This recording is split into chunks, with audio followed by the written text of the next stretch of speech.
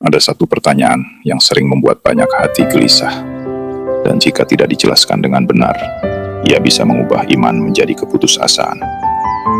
Apakah benar semua yang terjadi di dunia ini sudah tertulis di Lauh Mahfudz? Bahkan sampai seseorang masuk neraka. Kalau begitu, apa gunanya amal soleh kalau akhirnya sudah ditentukan? Mari kita jawab langsung dari Quran dan Sunnah, tanpa mencampur adukan istilah, dan tanpa memaksa teks menjawab hal yang sebenarnya tidak ia bicarakan. Allah berfirman dalam surat Al-Buruj, "Bal huwa Qur'anun majidun fi lauhin mahfudz."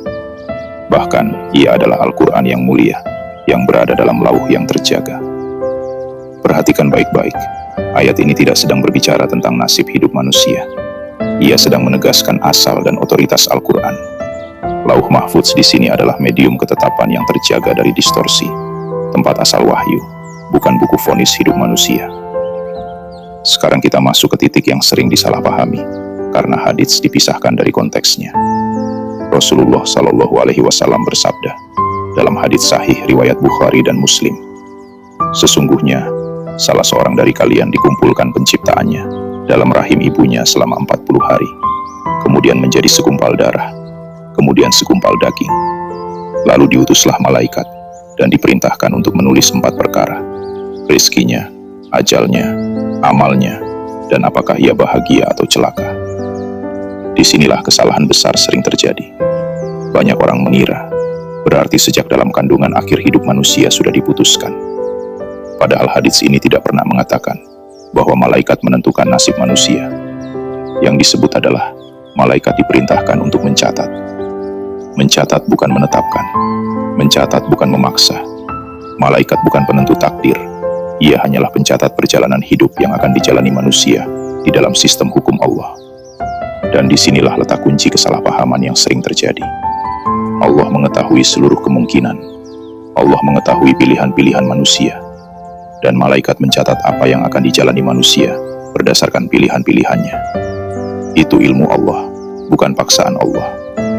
Kalau manusia dipaksa sejak awal, maka Al-Quran tidak perlu berkata, "Kullu nafsin bima kasabat rahina."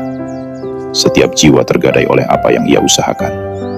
Dan Allah tidak perlu menegaskan, "Wala yazlimu rabbuka ahada." Tuhanmu tidak menzalimi seorang pun. Sekarang kita bisa melihat gambarnya dengan jernih. Lauh Mahfudz menjaga kemurnian wahyu, bukan mengunci nasib manusia. Pencatatan malaikat mencatat perjalanan hidup manusia, bukan menentukan pilihannya. Amal soleh bukan formalitas, tapi bagian nyata dari jalan hidup yang sedang dibangun. Kalau amal soleh itu sia-sia, maka perintah, larangan, taubat, dan doa tidak ada artinya. Semua runtuh ke dalam kontradiksi yang fatal. Tapi Al-Quran justru berkata, "Faman ya'mal mithqala dzarratin khairan yarah." Siapa yang mengerjakan kebaikan seberat zarah pun, ia akan melihat balasannya. Maka jawaban jernih untuk pertanyaan ini adalah, tidak, manusia tidak sedang berjalan menuju neraka karena skrip yang dipaksakan. Manusia berjalan menuju akhir yang ia bangun sendiri, dengan pilihan, niat, dan amalnya.